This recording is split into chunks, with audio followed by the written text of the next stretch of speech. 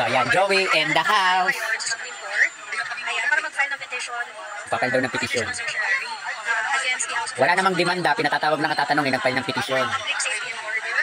O safety, sila yung mapagbanta, pero sila yung naghahanap ng safety. So, it is simply because what they're doing right now is a prior restraint. Gusto nila na kontrolin expression ng mga content creator na kagaya ko.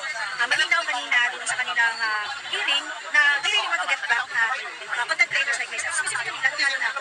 And I would just like to let everyone know that we are not going to be intimidated by this. I know my rights and I am not going to negotiate with these crocodiles in the House of Representatives na ilimita yung aking karapatan. Lalaban tayo kasama ng aking mga kasamahan dito na mga matatapang. Unang-una, Joey, hindi dapat kayo nagpapile ng petition for security, no? Kasi, bakit kailangan nyo ng security? Hindi naman kayo binantaan. Hindi rin naman kayo ginagawa ng masama. Pinatawag lang kayo sa TRICOM para tanungin about dun sa inyong mga ipinapakalat at sa inyong mga sinasabi. Dahil kung totoo yung inyong mga sinasabi, bakit hindi nyo kayang panindigan?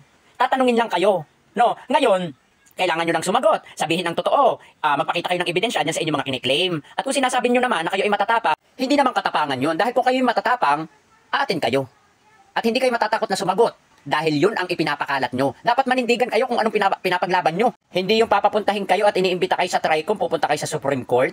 At saka sa kaalaman mo, hindi kayo para busalan o pigilan na magsalita. Hinahayaan po kayo na magsalita. Pero, ang pagsasabi ng sinasabi nyong yung freedom of speech, freedom of expression, kalayaan maglabas ng saloobin, hindi na po kalayaan yan.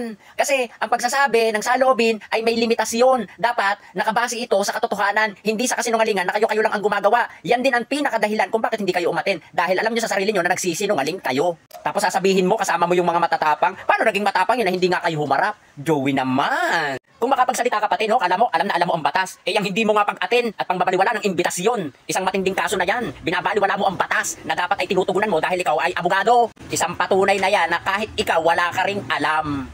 Yang mga ganyang imbitasyon, dapat ay tinutugon, hindi tinatakbuhan. At saka speaking of tapang, hindi kayo matapang, duwag kayo. Dahil kung totoo, yung ipinaglalaban nyo, hindi kayo matatakot, hindi kayo magpe-play safe. Ang lalakas ng loob nyo magsalita dito sa TikTok, tapos nung kayo ipapatawag at para tanungin, at patotohan yung inyong mga sinasabi, tapos kung saan kayo pupunta, naligaw yan?